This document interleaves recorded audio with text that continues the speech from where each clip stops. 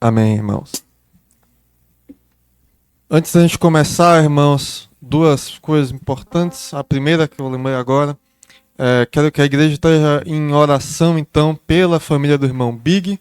A menininha dele, Liz, está internada, acho que alguma infecção, né, Abel? Ela tem a saúde frágil, está então no hospital. Vamos orar a Deus para que não seja nada, para que ela esteja recuperada e que aquela família possa estar em paz, então. Também quero agradecer. Estamos com dois, entre aspas, visitantes que já vieram outras vezes. A nossa irmã Tatiane aqui, Tati, né? E também agradecer a presença do meu tio, o Gilson, que está ali. Já veio algumas vezes, mas glória a Deus está vindo aqui hoje. Irmãos, hoje nós vamos falar de algo que faz parte do nosso dia a dia. Ou melhor, é literalmente o nosso dia a dia, o que compõe os nossos dias. Nós vamos falar sobre o tempo. Não podemos vê-lo, não podemos tocá-lo. Quem dera pudéssemos estocá-lo, ainda assim ele está presente e a gente pode sempre sentir a sua influência em todas as coisas. O tempo é algo muito curioso. Até mesmo medir ele é mais complicado do que a gente pensa. Eu até trouxe aqui não sei se vai dar para ver, eu até trouxe uma ampulhetazinha que eu achei. Mas até medir o tempo é mais complicado do que parece. Todo mundo sabe que um dia tem 24 horas, uma hora tem 60 minutos, um minuto tem 60 segundos. Por sinal, um ano é composto por 31.557.600 segundos. Só que essa contagem que a gente faz não é exatamente certeira pelo relógio. Nenhum dos relógios que a gente tem é perfeito. Até mesmo os relógios mais acurados que nós temos, é chamado de relógio atômico, eles não são perfeitos. Uma curiosidade para os irmãos, como que nós definimos as horas normalmente no mundo inteiro, é o seguinte. Nós temos laboratórios nacionais, então, de pesquisa. A maioria de meteorologia, na verdade, porque eles usam muito essa questão do tempo. E eles, então, vão mandar as informações de tempo deles, eles sempre mandam constantemente para um escritório internacional em Paris, que é o Escritório Internacional de Pesos e Medidas. Sabiam disso? E esse escritório, então, ele vai fazer uma média ponderada de todos os dados de tempo do mundo para tentar chegar numa média mais ou menos. Mas então não é tão acurado. Medir esse tempo é difícil. Eu não vou me aprofundar muito na ciência por trás, mas envolve muito a influência da gravidade. Tem algumas questões como, por exemplo, ao passar dos anos, os nossos dias vão ficando mais longos. Vocês sabiam disso? A verdade é que todos os anos a distância entre a Terra e a Lua aumenta um pouquinho. Ela aumenta 3,8 centímetros. Parece muito pouco e na verdade é. A verdade é que com a diferença de velocidade da rotação da Terra e da Lua, ela acaba afastando um pouquinho. E isso acaba influenciando na gravidade da Terra. Então, basicamente, a cada século, a gente aumenta os nossos dias em 1,09 milissegundos. O que é nada, eu sei. Mas, com o passar dos anos, a gente vai acabar acumulando. Em algum momento, a gente vai ter um minuto a mais, quem sabe.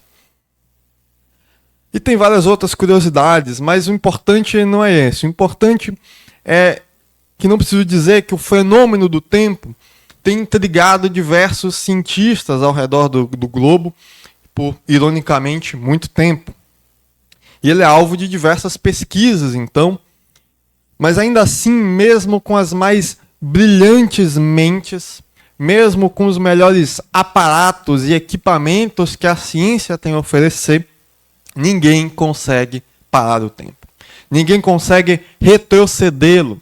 Ninguém consegue armazená-lo, não dá para guardar um pouco mais para depois. Ele simplesmente passa, segundo após segundo, e ele não volta. O tempo é um dos mistérios mais universais do mundo e, ao mesmo tempo, é uma das coisas mais desperdiçadas na nossa sociedade atual. Se você é um procrastinador como eu, que fica postergando as coisas para depois, essa pregação é especialmente para você. Mas também, caso você seja o outro lado da moeda, aquele ansioso, que não aguenta ficar olhando para o relógio, ficar esperando os segundos passar, essa pregação também é para você. Ou para quem sabe, você que está desperdiçando o seu tempo com aquilo, as distrações que a vida tem oferecido. Para falar sobre o tempo, a gente vai abrir nossas Bíblias em Mateus 24. Abre suas Bíblias ali em Mateus 24. A gente vai ler a partir do verso 36. Eu vou estar lendo na NVI, mas você pode estar lendo na sua versão sem problema.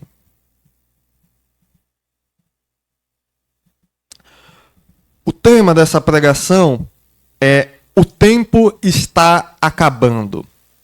Se pareceu meio assustador, meio críptico, meio que é o propósito mesmo. A gente vai ler aqui Mateus 24, a partir do 36. Assim diz a palavra do Senhor. Quanto ao dia e a hora, ninguém sabe, nem os anjos do céu, nem o Filho, senão somente o Pai. Como foi nos dias de Noé, assim será na vinda do Filho do Homem. 38. Pois nos dias anteriores ao dilúvio, o povo vivia comendo e bebendo, casando-se e dando-se em casamento, até o dia que Noé entrou na arca. E eles nada perceberam, até que veio o dilúvio e os levou a todos. Assim acontecerá na vinda do Filho do Homem. Verso 40. 2 homens entrarão no campo, um será levado e outro deixado. 2 mulheres estão trabalhando no moinho, uma será levada e a outra deixada. Portanto, vigiem, porque vocês não sabem em que dia virá o seu Senhor. 43. Mas entendam isso, se o dono da casa soubesse que a que hora da noite o ladrão viria, ele ficaria de guarda e não deixaria que a sua casa fosse arrombada. Assim, vocês também precisam estar preparados, porque o Filho do Homem virá numa hora em que vocês menos esperam. Quem é, pois, o servo fiel e sensato, a quem o seu senhor encarrega dos demais servos da sua casa, para lhe dar alimento no tempo devido? Feliz o servo que o senhor encontrar fazendo assim quando voltar. 47. Garanto que ele o encarregará de todos os seus bens. Mas suponham que esse servo seja mau e diga a si mesmo: meu senhor está demorando. Então comece a bater nos seus conservos, e a comer e a beber com os beberrões. O senhor daquele servo virá num dia em que ele não espera, e numa hora em que ele não sabe, e ele o punirá severamente. Ele dará lugar com os hipócritas, onde haverá choro e o ranger de dentes. Como eu disse anteriormente, irmãos, o tempo é uma das poucas coisas que ninguém consegue parar. Ele passa, quer você queira ou não, não importa o quão rico você seja, o quão influente, o quão poderoso, ninguém pode impedir. E a nossa sociedade é inteiramente fundamentada no conceito do tempo. Mais do que a gente às vezes percebe. Está no nosso calendário, nos nossos relógios, nosso conceito de dia e noite, também no nosso trabalho. Não só o horário em que a gente trabalha, mas também o próprio conceito da gente estar trabalhando, a gente está basicamente vendendo o nosso tempo, né, o nosso tempo de serviço para conseguir dinheiro. Dinheiro que a gente vai usar para o quê? Comprar o tempo de outra pessoa para aquele serviço, para aquele produto. Tem até um filme que fala sobre isso, o nome é O Preço do Amanhã, que as pessoas usam o tempo de vida diretamente como moeda. Filme muito bom. Mas a questão é que a nossa sociedade está sempre, constantemente, querendo o nosso tempo. Todo mundo quer o nosso tempo. Os influencers, as redes sociais querem que a gente gaste tempo naquelas redes, com eles. O fast food, acho que é o maior exemplo disso. É um conceito onde você cria uma comida para perder menos tempo preparando, né? E você ganhar esse tempo, fazer o quê? Comprar em outro lugar. Que é isso que as marcas querem. Então, a gente também gasta tempo com a nossa família, com os nossos hobbies, trabalhando. E tem tantas outras coisas, irmãos, que a gente acaba gastando o nosso tempo. E quando a gente vai ver, parece que essas 24 horas não dá para nada. Quando a gente vai ver tantas coisas competindo pelo nosso tempo, a gente vai gastando e gastando e as coisas vão sendo postergadas. E a gente vai tratando como se tivéssemos todo o tempo do mundo. Mas eu vou lhe dar uma má notícia agora. Mesmo que a gente não veja, cada um de nós tem um tempo finito nessa terra. O nosso tempo não é ilimitado, como parece que é. A gente pode não ver ele desgastando, a gente não sabe o limite, mas ele está gastando. E pior, a gente está gastando esse tempo precioso com tantas coisas. E muitas vezes deixamos para depois as coisas de Deus. Nós pensamos, eu ainda tenho tempo. Hoje não deu, mas amanhã eu leio a Bíblia. Hoje não deu, mas amanhã eu oro. Eu até queria fazer a obra de Deus hoje, mas só depois que eu terminar aquele meu curso. Eu até queria ajudar ali o pastor, até queria ir no campo missionário, mas por enquanto não dá, eu quero me casar primeiro, quero mudar de emprego, etc, etc. E a gente vai postergando. E a gente faz isso porque a gente supõe que ainda tem um amanhã. Nós supomos que ainda vamos ter tempo. E nós gastamos tanto das nossas energias, tanto das nossas forças em coisas terrenas que muitas vezes deixamos o mais importante para depois. Em Lucas 12:20 vai dizer, contudo, Deus lhe disse, insensato, esta mesma noite a sua vida lhe será exigida. Achamos que o amanhã sempre virá, que sempre vai haver uma próxima chance, um novo recomeço, mas na verdade nós não sabemos quanto tempo ainda temos. E eu sei que essa é uma mensagem dura, mas é a realidade, irmãos.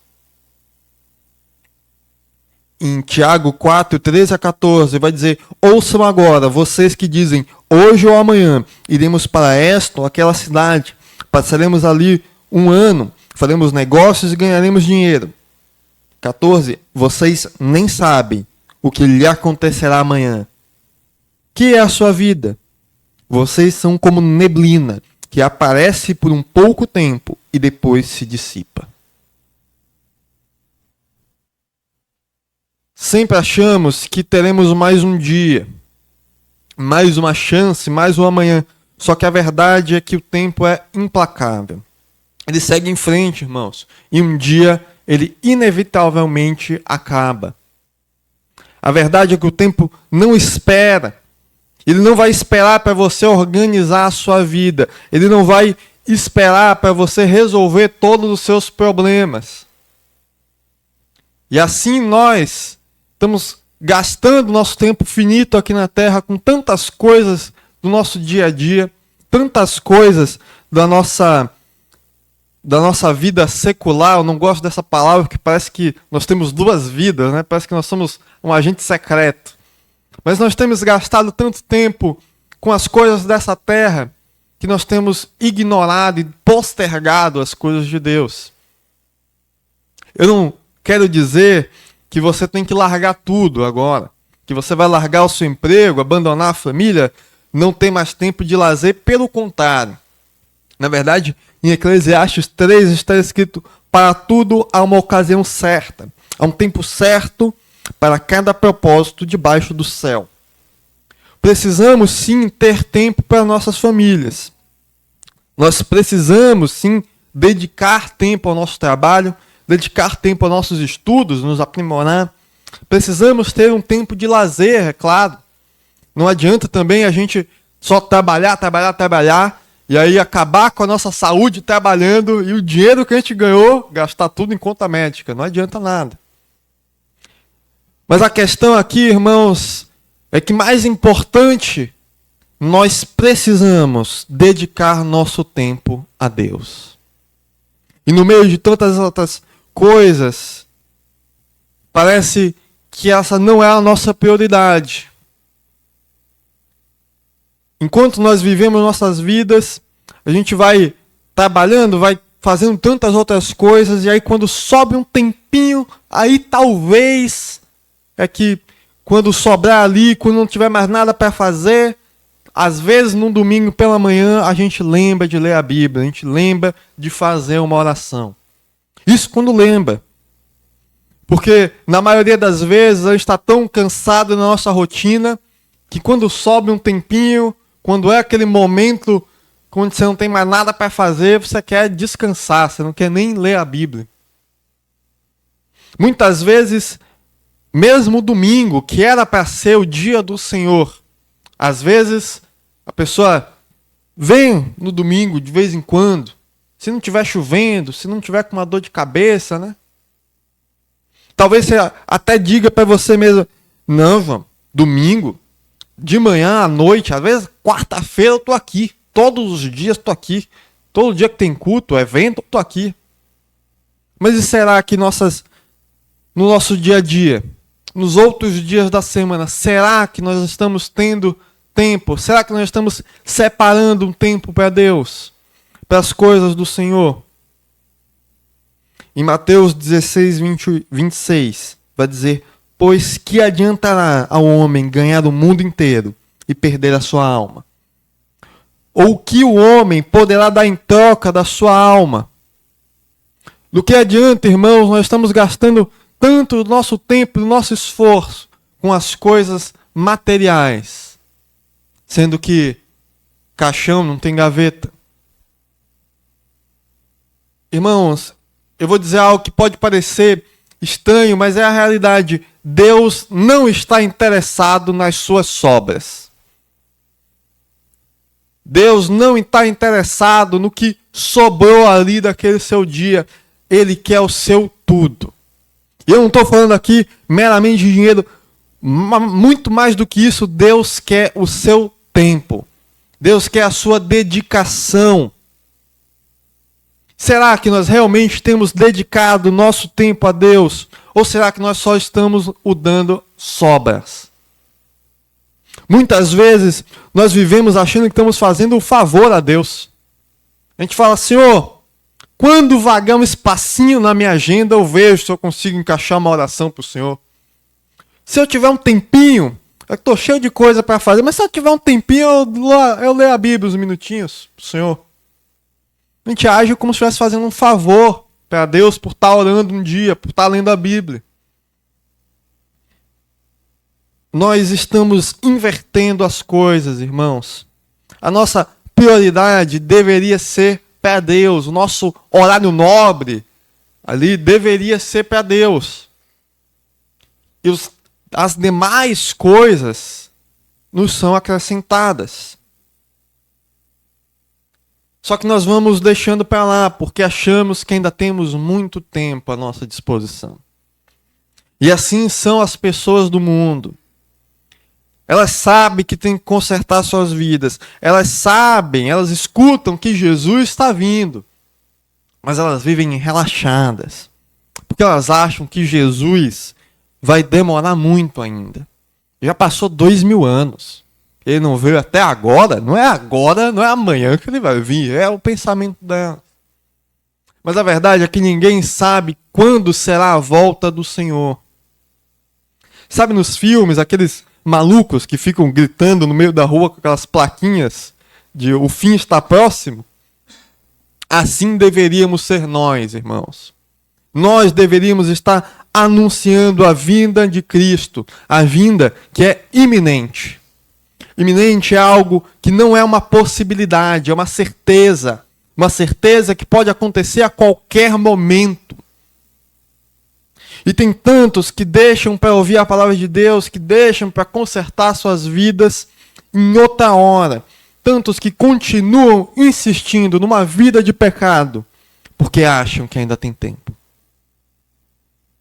Em Mateus 24, logo no comecinho, a gente não leu o verso 1 até o 34, mas logo no começo, no Mateus 24, os discípulos então vão olhar para o templo de Jerusalém. Eles vão se impressionar com aquela construção. Ela é uma construção enorme, uma obra arquitetônica muito impressionante. E para eles, aquele templo era um símbolo de grandeza. E era um símbolo de segurança também. Para eles, o templo do Senhor é algo que nunca poderia ser destruído. Aquela construção. Sabe quando você olha uma obra arquitetônica e você pensa, não, isso aqui daqui a 1000 anos ainda vai estar em pé. Era isso. Mas Jesus, no verso 2, vai dizer para eles que não ficará pedra sobre pedra. Serão todas derrubadas. Ele estava dizendo para aqueles discípulos que aquilo que para eles parecia permanente, na verdade tinha sim um prazo de validade. Eles ficam impressionados e eles perguntam, dize-nos, quando acontecerão essas coisas e quais serão os sinais da tua vinda e dos fins dos tempos? No verso 3. Então Jesus vai começar a ensinar a partir do verso 4 até o 35. E ele vai falar dos sinais. Os sinais são os seguintes. Jesus respondeu, cuidado que ninguém os engane, pois muitos virão em meu nome, dizendo, eu sou Cristo, e enganarão a muitos. E vocês ouvirão falar de guerras e rumores de guerra. Mas não tenham medo. É necessário que tais coisas aconteçam, mas ainda não é o fim. Nação se levantará contra nação, e o reino contra reino. Haverá fomes e terremotos em vários lugares. Tudo isso será o início das dores. Então eles os entregarão para serem perseguidos e condenados à morte. E vocês serão odiados por todas as nações por minha causa. Naquele tempo, muitos ficarão escandalizados, trairão e odiarão uns aos outros. E numerosos falsos profetas surgirão e enganarão a muitos. Devido ao aumento da maldade, o amor de muitos esfriará, mas aquele que perseverar até o fim será salvo. E este evangelho do reino será pregado em todo o mundo como testemunho a todas as nações, e então virá o fim. Se você percebeu, os sinais são os seguintes, são falsos cristos, guerras, terremotos, fome, perseguição, o esfriamento do amor e o aumento da maldade. À medida que eu fui falando, se você foi fazendo o seu checklist, você já deve ter percebido que a gente está mais próximo do fim do que parece. Os sinais estão por aí. E tem aqueles que tentam, então, prever, tentam criar teorias da conspiração, que eles ficam com aqueles quadros cheios de linha vermelha, traçando evidências assim. Mas Jesus vai dizer no verso 36, quanto ao dia e a hora, ninguém sabe, nem os anjos do céu, nem o Filho, senão somente o Pai. Ao longo da história, muitas pessoas, então, tentaram prever a volta de Cristo. Algumas marcaram datas, outras disseram ter recebido uma revelação especial, mas todas elas falharam, porque Jesus foi claro, ninguém sabe. E tem tanto crente por aí preocupado, procurando sinais por aqui, por ali, querendo achar o anticristo e procurar por tantas provas. Mas não se trata, irmãos, de saber a data, não se trata de saber quando, mas sim de estar pronto para o quando.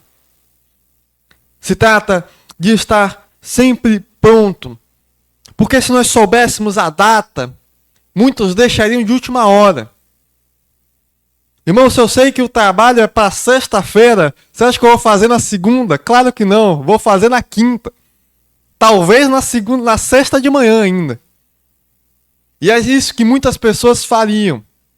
Se Jesus marcasse a data, não, vai ser dia 12.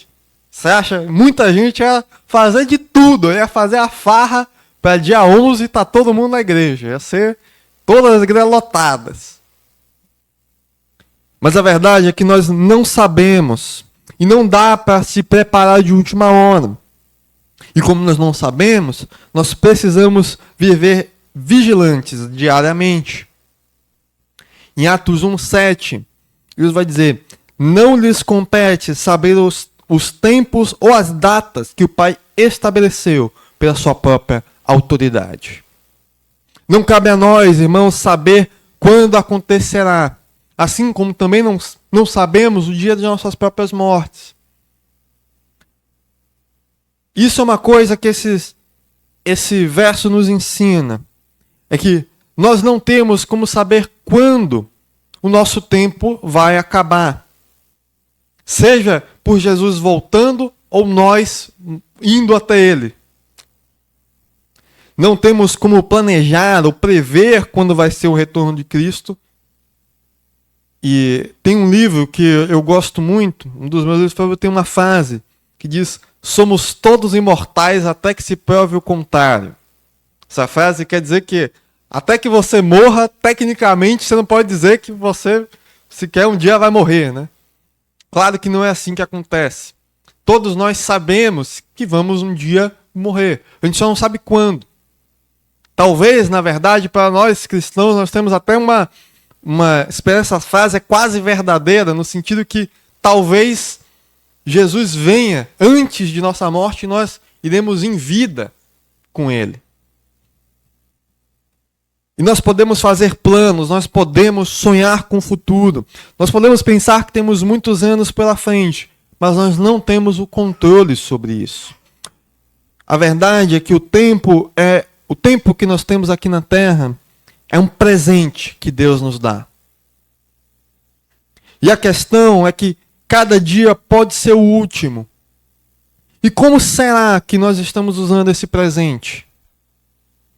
Como será que nós estamos usando esse tempo que Deus nos deu aqui na Terra? Será que nós temos usado para fazer a sua obra, a sua vontade? Ou será que nós temos usado para fazer as nossas vontades? Jesus então vai falar sobre aquelas pessoas do tempo de Noé. Nos dias de Noé, aquelas pessoas também viviam como se o tempo fosse infinito. Elas viviam alheias, comendo, bebendo, casando, assistindo o jogo do Bahia, do Vitória. Até que então o dilúvio chegou e pegou todos eles de surpresa. Assim também será na volta de Cristo. Muitos dizem: não, um dia eu vou me entregar de verdade para Jesus. Um dia eu vou me entregar a Cristo. Um dia eu vou consertar minha vida. Um dia eu vou mudar. Mas e se esse um dia nunca chegar? A questão é: e se Jesus voltasse hoje? Quem de nós está preparado? Quem de nós, quando ouvisse isso, quando ouvisse o som da trombeta, diria glória a Deus? Ou será que alguns de nós iam dizer misericórdia? Volta depois, Jesus, a gente marca, acha outro dia.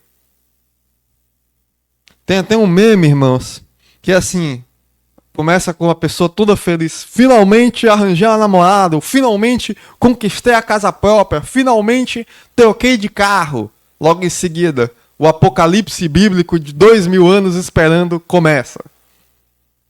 E é bem assim que pode acontecer.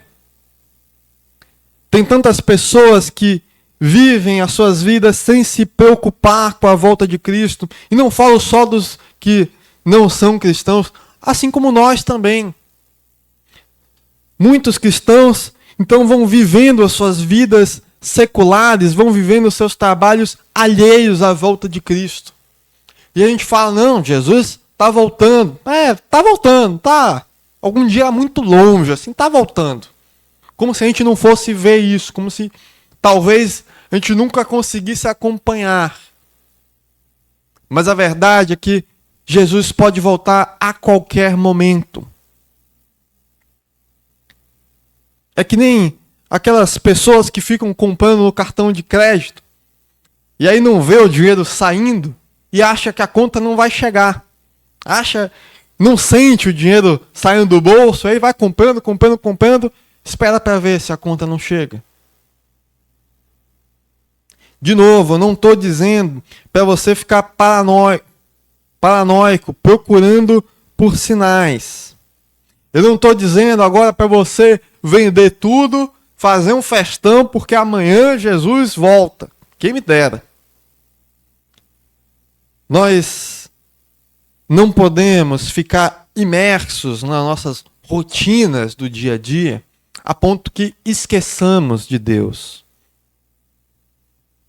Em Mateus 6, 25 a 33, Jesus vai estar no sermão e ele vai dizer o seguinte, Mateus 6, 25 a 33, portanto eu digo, não se preocupem com sua própria vida, quanto ao que comer ou beber, nem com o seu próprio corpo, quanto ao que vestir. Não é a vida mais importante que a comida e o corpo mais importante que a roupa? Observem as aves do céu. Não semeiam, nem colhem, nem armazenam em celeiros. Contudo, o Pai Celestial as alimenta. Não tem vocês muito mais valor do que elas? Quem de vocês, por mais que se preocupe, pode acrescentar uma hora que seja à sua vida? Porque vocês se preocupam com roupas. Vejam como crescem os lírios do campo. Eles não trabalham nem tecem. Contudo, eu digo que nem Salomão, em todo o seu esplendor, vestiu-se como um deles. Se Deus veste assim a erva do campo, que hoje existe e amanhã é lançada ao fogo, não vestirá muito mais a vocês, homens de pequena fé? Portanto, não se preocupem dizendo que vamos comer, que vamos beber ou que vamos vestir. Pois os pagãos é que se preocupam, é que correm atrás dessas coisas. Mas o Pai Celestial sabe que vocês precisam delas. Busquem, pois, em primeiro lugar, o reino de Deus e a sua justiça, e todas essas coisas serão acrescentadas a vocês. E quando a gente lê esse texto, é um texto muito bonito, mas a gente precisa se questionar, será que nós temos buscado a Deus em primeiro lugar? No verso 42 de Mateus 24, Jesus então vai nos dar uma ordem. Ele diz, portanto, vigiem, porque vocês não sabem em que dia virá o seu Senhor. Jesus aqui está reforçando que a incerteza do dia exige uma vigilância constante. Vigiar significa ficar atento, ficar desperto espiritualmente. Vigiar aqui significa viver de uma forma que, se Jesus voltar hoje, você está pronto. Será que nós estamos prontos? Tem gente que acha que Jesus vai esperar você resolver todos os seus problemas aqui na terra, que Jesus vai esperar você resolver a sua vida para voltar. Tem gente que pensa que Jesus fica olhando lá do céu, olha para baixo e fala, bem que eu queria voltar hoje, mas fulaninho ainda não comprou aquele carro. Eu ia voltar hoje, mas fulaninho ali comprou apartamento hoje, ainda nem chamou as visitas ainda, não, vou dar mais uma semana para ele. Você acha que é assim, irmãos? Claro que não. No verso 43 vai dizer, mas entendam isso, se o dono da casa soubesse a que hora da noite o ladrão viria, ele ficaria de guarda e não deixaria que a sua casa fosse arrombada. Assim também vocês precisam estar preparados, porque o Filho do Homem virá numa hora em que vocês menos esperam. Jesus está usando aqui uma comparação simples. Um ladrão nunca avisa quando é que ele vai roubar a sua casa. Porque se ele avisasse, aí era fácil. O dono só ficava acordado naquela hora lá e chamava a polícia naquela hora exata. Mas o ladrão vem no momento de descuido. Ele vem quando você menos espera. E Paulo vai reforçar isso em 1 Tessalonicenses 5:2. Ele diz: vocês sabem perfeitamente que o dia do Senhor virá como ladrão à noite. A volta de Cristo será assim, inesperada, sem aviso prévio. Da mesma forma, a negligência não é uma desculpa. Você não pode avisar: eu não sabia. Eu não sabia que hora Jesus vinha. Se eu soubesse, eu tinha arrumado tudo. Da mesma forma que o dono da casa também não pode reclamar depois dizendo: eu não sabia a hora que o ladrão ia vir. O mesmo vale para nós. Porque Deus está nos alertando aqui para continuar vigilantes. Será que nós temos vigiado? Será que nós estamos vivendo em um estado de vigilância espiritual? Ou será que nós temos dormido? Segundo o dicionário Oxford, vigiar significa permanecer atento, permanecer alerta, precaver-se, acautelar-se. Vigiar não é apenas observar, mas também é se preparar. Nossa preparação é a santificação, irmãos. A santificação não é algo automático, não é algo que acontece de um dia para o outro eu fiquei santo. Não. É um processo. É algo que é contínuo. E nós precisamos continuamente estar nos santificando. Paulo vai escrever para Tito, em Tito 2, 12 a 13, vai escrever: ela, no caso a graça aqui, nos ensina a renunciar à impiedade e às paixões mundanas e a viver de maneira sensata, justa e piedosa nessa era presente, enquanto aguardamos a bendita esperança. Que esperança é essa? A gloriosa manifestação de nosso grande Deus e Salvador Jesus Cristo.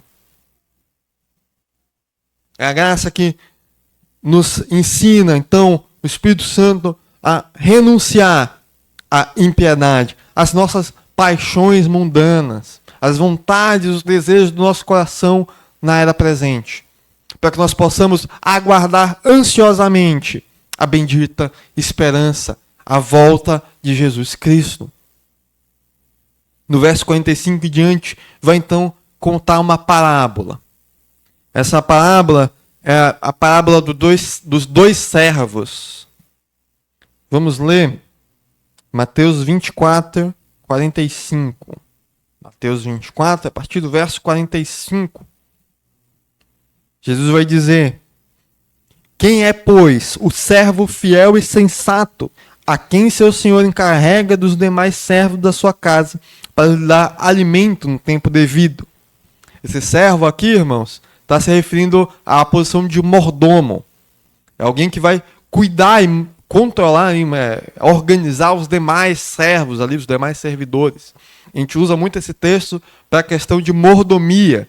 Quem sabe uma outra pregação a gente fale mais acerca disso, mas é acerca do serviço, né? Então, quem é, pois, o servo fiel e sensato, a quem o Senhor encarrega dos demais servos da sua casa, para lhe dar alimento no tempo devido? Feliz o servo que o seu Senhor encontrar, fazendo assim quando voltar. Garanto que ele o encarregará de todos os seus bens. Mas suponham que esse servo seja mau e diga a si mesmo: meu senhor está demorando. Então comece a bater nos seus conservos e a comer e a beber com os beberrões. O senhor daquele servo virá num dia em que ele não espera e numa hora que ele não sabe, e ele o punirá severamente. Ele dará lugar com os hipócritas, onde haverá choro e ranger de dentes. Já olhei essa parábola? A primeira coisa que nós devemos nos perguntar, inclusive, é a primeira coisa, o primeiro verso ali, o verso 45, é uma pergunta. Será que nós somos o servo fiel? Qual dos dois servos apresentados aqui eu sou? Será que eu sou aquele servo fiel que quando Jesus voltar me encontrará fazendo a tua obra? Ou será que eu sou o outro servo, o servo mau? O Senhor, nessa parábola aqui, é Jesus. E assim como na história, Ele está nos encarregando com responsabilidades, com tarefas. Jesus nos deu ordenanças. Já falei anteriormente aqui, mas Jesus não morreu na cruz para que você conseguisse o seu diploma. Jesus não morreu na cruz por você para que você conseguisse aquele emprego dos sonhos, para que você conseguisse aquela Land Rover. Jesus morreu para libertar dos pecados, para que você pudesse estar com Ele na glória no céu, para que você pudesse espalhar a boa notícia para todos os cantos da terra. E muitas vezes a gente age como se não tivesse essa responsabilidade. Como se Jesus tivesse morrido para que a gente pudesse ficar sentado no banco aqui, tranquilo, escondido da chuva. O servo fiel e verdadeiro é aquele que segue e que faz aquilo que Jesus nos ordenou a fazer. E a palavra de Deus diz: feliz o servo a quem o Senhor encontrar fazendo assim quando voltar. O servo infiel, entretanto, o servo mau, é aquele que é hipócrita. Acho que no domingo passado, o pastor Marcos falou um pouco sobre o que é ser hipócrita. Ser hipócrita é ser um ator. É alguém, o servo mau é aquele que finge servir a Deus. Ele é aquele que até parece crente. Ele é aquele que nos domingos não falta um culto. Que está nos domingos, está na quarta-feira, que está nos eventos. Ele coloca aquela Bíblia gigante dele debaixo do braço. Mas no dia a dia, é no dia a dia que a gente vê o relacionamento diário com Deus. Aí que a gente vê como realmente ele é. O servo mau é aquele que vive na aparência. E muitos são como ele. Muitos são como o servo mau que nutrem uma falsa sensação de segurança, de que tem tempo de sobra para se consertar. O servo dessa parábola aqui era alguém que estava dentro da casa do Senhor. Quem sabe alguém até dentro de um ministério. Quem sabe alguém que vem todos os dias, que está presente em todos os eventos, que fala, pode contar comigo, e está lá. Alguém com uma posição e aparência de serviço.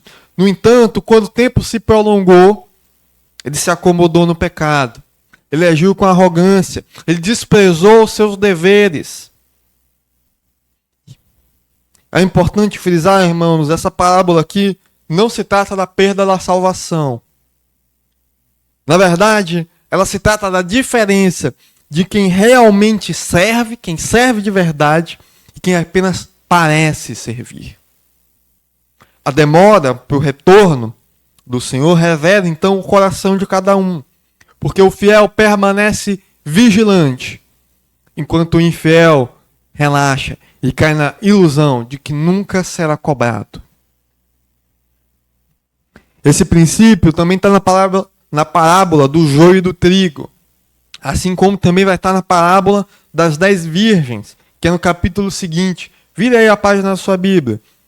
Vá para o capítulo 25. A gente vai ler de 1 a 13. A parábola das 10 virgens diz o seguinte: o reino dos céus será, pois, semelhante a 10 virgens que pegaram suas candeias e saíram para encontrar-se com o noivo. 5 delas eram insensatas e 5 eram prudentes. As insensatas pegaram suas candeias, mas não levaram óleo. As prudentes, porém, levaram óleo em vasilhas, junto com suas candeias. O noivo demorou a chegar, e todas ficaram com sono e adormeceram.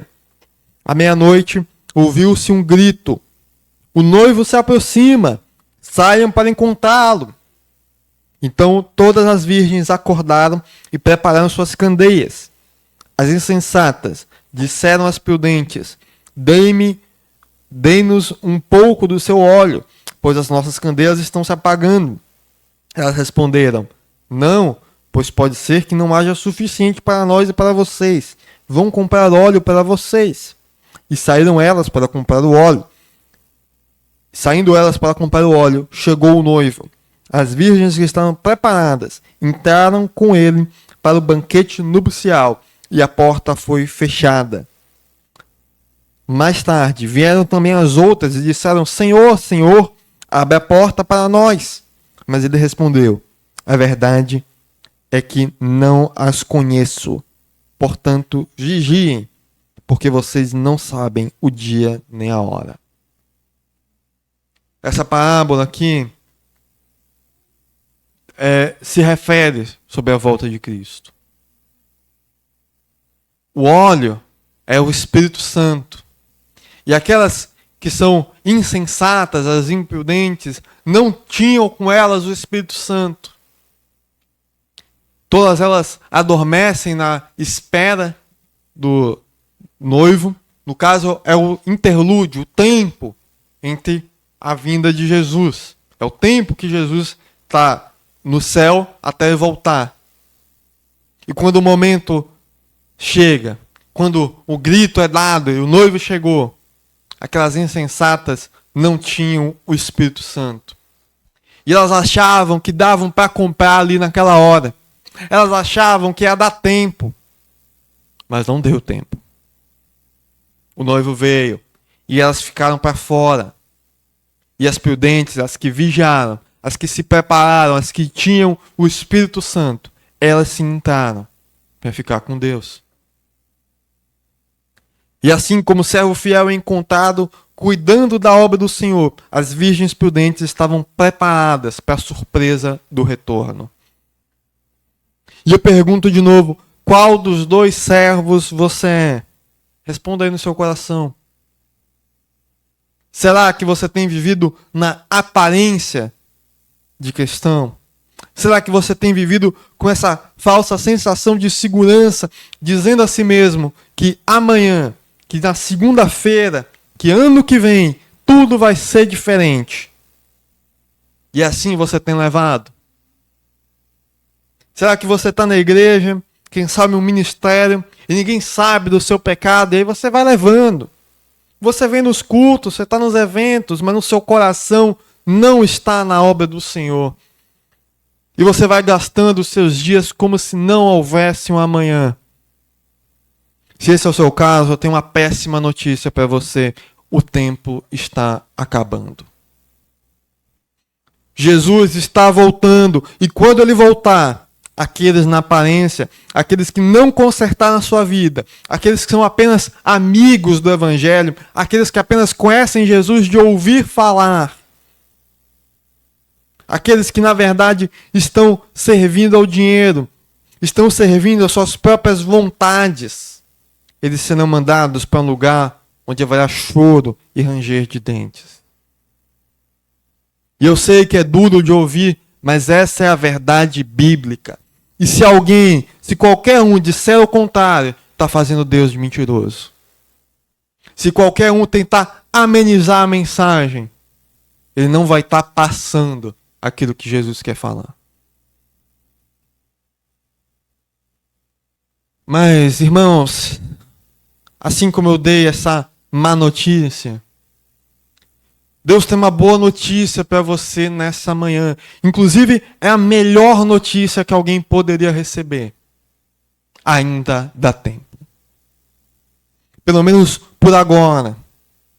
Não é aquelas promoções da TV, onde diz, ligue agora e receba. Não. Mas o Senhor está falando com você hoje. Se você veio aqui hoje, é porque o Senhor tinha algo para lhe dizer. E o Senhor está dizendo que ainda dá tempo de se consertar. Seja você que está desperdiçando o seu tempo com as coisas do mundo, seja para você que ainda não teve esse encontro genuíno com Cristo, talvez você que esteja me escutando pela internet, quando esse vídeo entrar na internet, eu não conheço sua vida, mas o que eu sei é que agora é a hora. Porque quem sabe quando eu terminar de falar, quem sabe quando esse culto acabar, Jesus voltará. Quem sabe até mesmo antes. Talvez o Senhor me interrompa aqui agora e a gente já esteja no céu. Glória a Deus por isso. Pode ser amanhã, pode ser ano que vem, pode ser daqui a 10, 100, 1000 anos. Quem sabe nós iremos primeiro. Quem sabe amanhã, ou até mesmo hoje, a gente fecha os nossos olhos e nunca mais abre. Não tem como a gente saber, irmãos. Mas o que nós podemos saber é que hoje é a hora, e a única hora que nós temos certeza que nós podemos consertar a nossa vida. Aí mesmo, nosso coração. Nós devemos nos manter vigilantes, porque ninguém sabe o dia ou a hora. Mas os sinais estão por aí. Os sinais estão acontecendo, o fim está próximo, e amém por isso. Como é bom ter certeza que vamos estar com Jesus quando Ele voltar. Para nós o fim não é motivo de medo, não é motivo de apreensão. Pelo contrário, é o que a gente anseia do fundo dos nossos corações, porque sabemos que vamos estar com Ele na glória eterna. Mas nós temos que nos manter vigilantes. Nós temos que manter a nossa vigilância. Porque com o nosso tempo cada vez mais disputado, nós temos que nos lembrar das nossas prioridades.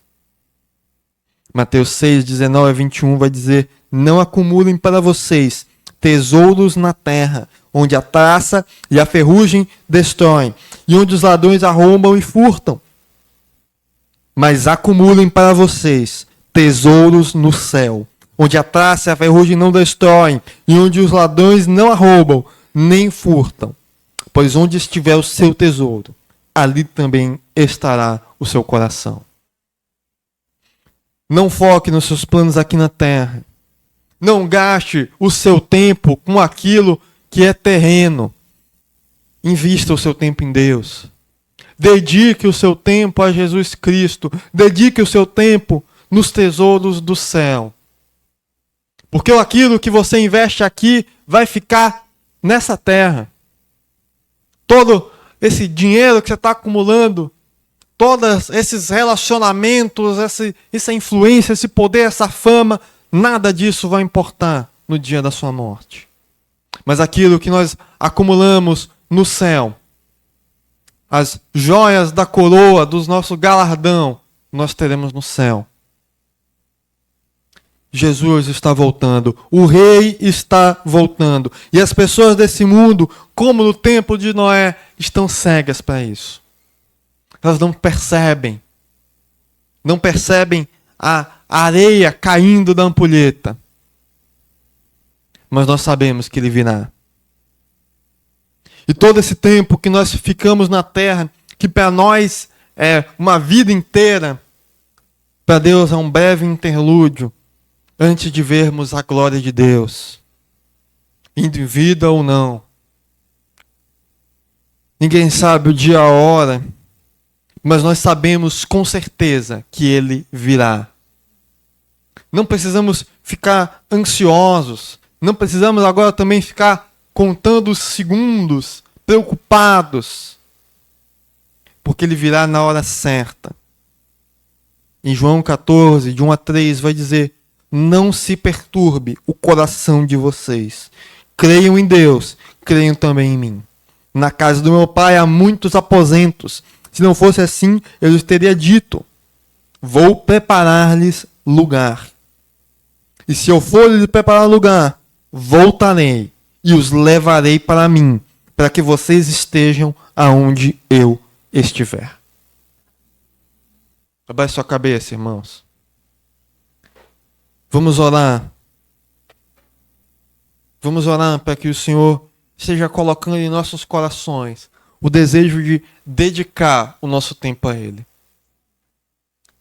Vamos colocar todas as nossas dificuldades, todas as nossas apreensões na mão dele e confiar que o Senhor vai nos dar o alimento de cada dia, vai nos dar a roupa. Que nós não nos preocupemos apenas com as coisas daqui, mas que nós possamos nos dedicar à sua obra. Se você tem algum conserto a fazer, se você tem algo que precisa mudar na sua vida, não perca tempo. Hoje é o dia, agora é o momento para você consertar a sua vida. Fale com Deus, peça perdão a Deus.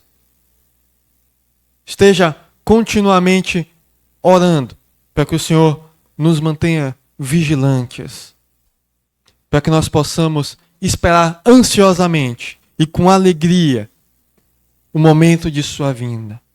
E quando ele voltar, e ele voltará, nós estaremos com ele no céu. Senhor, queremos agradecer, Deus, por todo o tempo que o Senhor nos deu nessa terra, Senhor, por toda a nossa vida. Senhor, nós queremos dedicar o nosso tempo a Ti. Deus, não deixa que as distrações terrenas, não deixa que o nosso dia a dia roube o nosso tempo do Senhor. Mas que o Senhor seja a nossa prioridade, que o Senhor seja o número 1 em nossas vidas, Deus. Senhor, nós não sabemos o dia, a hora que o Senhor retornará, mas nós queremos estar cumprindo a Tua obra. Nós queremos estar vigilantes, Senhor. Deus, que todos nós possamos consertar nossas vidas, consertar o que está errado, Senhor. Se tem alguém aqui hoje que está pensando em postergar isso para outro dia, Senhor, repreenda isso. Que o Senhor possa colocar no coração deles a vontade e o desejo de consertar suas vidas, de entregar suas vidas verdadeiramente ao Senhor. Não as sobras, mas o em todo. Deus, esteja com cada um de nós pelo tempo que nos restar, Senhor. Esteja com os nossos missionários que estão no campo, Senhor. Que eles possam passar a mensagem e avisar para aquele povo que o tempo é curto e que o Senhor está voltando. E o Senhor está vivo. Essa é a boa notícia do Evangelho, Senhor. Que cada um de nós possa sair daqui hoje edificado com a Tua palavra. É isso que nós oramos e te pedimos. Em nome de Jesus. Amém. Amém, irmãos. Nós estamos liberados, então. Temos cantina. Que Deus abençoe a sua vida. Até de noite, às 19 horas. Amém.